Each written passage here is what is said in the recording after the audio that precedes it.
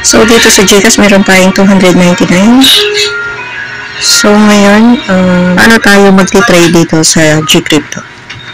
Okay. Punta tayo na ating Gcrypto.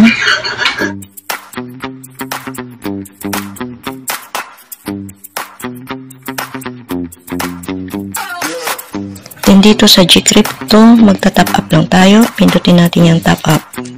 Then, lagay po natin dito yung 299. Then, pindutin natin yung continue.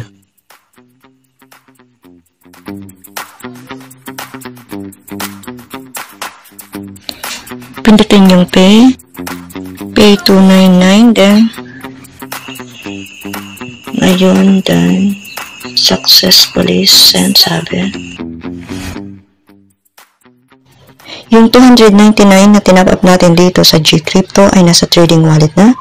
So, sa ngayon, malaki yung value ng WorldCoin. Nasa 115. Malaki yung itinaas niya. Okay. So, ngayon, magbabay tayo ng WorldCoin. Pindutin natin yung WorldCoin.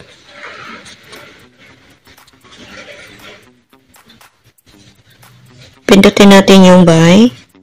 Then, yung 100%.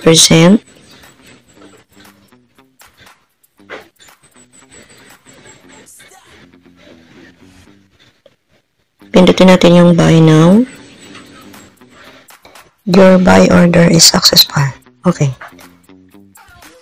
252 na lang kasi may bawas siya kapag nagbabay ka.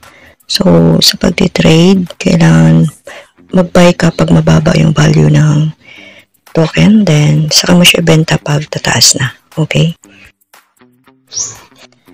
Ngayon, meron tayong WorldCoin dito sa Gcrypto. Dadalhin natin yan doon sa World App. Okay. Paano yan? Ganito yun. Punta muna tayo sa World App na yun. Punta tayo ng wallet. Dito sa wallet, pindutin natin itong tatlong dot dito sa gilid. Then, pindutin natin yung receive. WorldCoin. WorldChain. Then dito, pwede mong i-copy na itong wallet address. Pero ako gusto ko ng QR code. Pindutin natin itong QR code.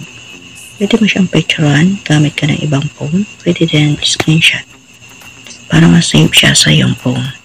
Then yung wallet address, pwede mo rin i-copy dito. Okay.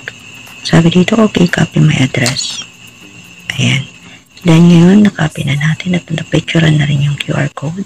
So, balik na tayo ng Gcrypto.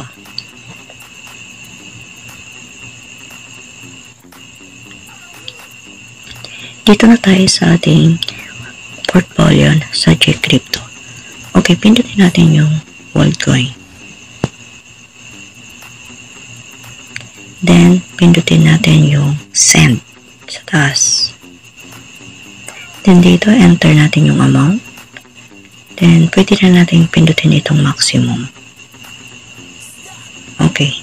So, meron na lang 201 ang pwede nating ma-send sa World App. Then, ngayon, pwede mong pindutin to para ma-paste yung wallet address. Pwede din dito sa QR code. Dito, pindutin natin yan. Then, pindutin mo itong upload code.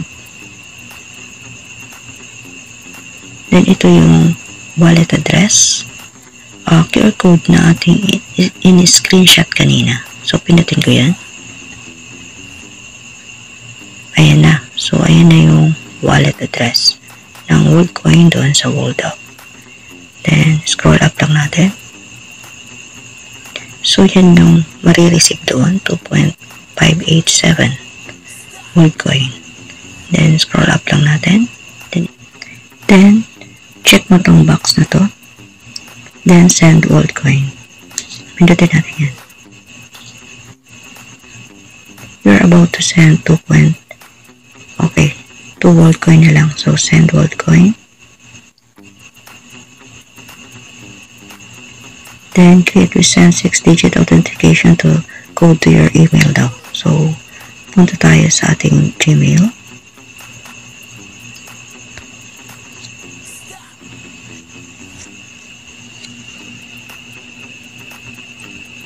So, ito yun.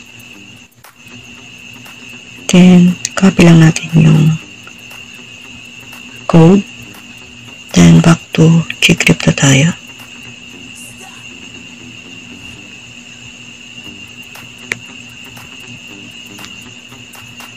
And, then, ayan na.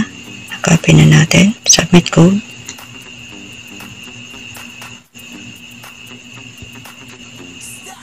We are processing your send request.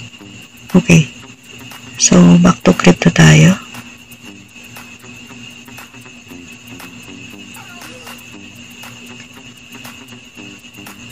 Ayan. Pindutin natin yung portfolio.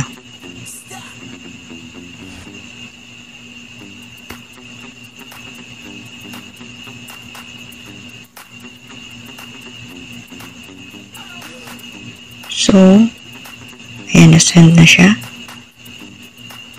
2 Worldcoin and 87 cents. Ngayon, punta tayo ng ating hold up. Ayan, na-receive na natin ang ating Worldcoin dito sa hold up. Tignan natin yung transaction sa uno.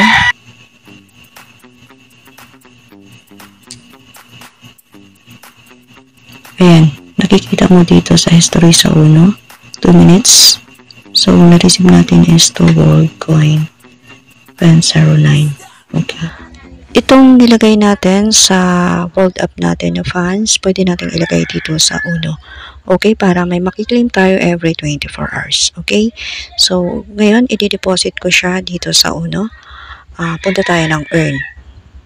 Ngayon, pindutin natin yung deposit. Then, Worldcoin. Then, click natin yung maximum. Then, deposit. Then, allow. Click natin allow.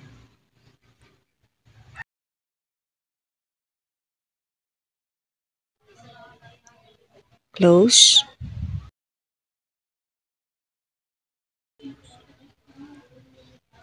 Ayan, na-deposit na natin. Mayroon na tayong 2.27 Worldcoin dito. So, click na natin yung history. Ayan. Yan ang na-deposit nakikita dyan sa history. Then, back to wallet tayo. Ayan, wala nang laman ng ating wallet. Then, ganun lang po ang pag-transfer galing Gcrypto ng Gcash papunta dito sa hold up. Then, paano din pag-deposit papunta sa uno. Ayan po.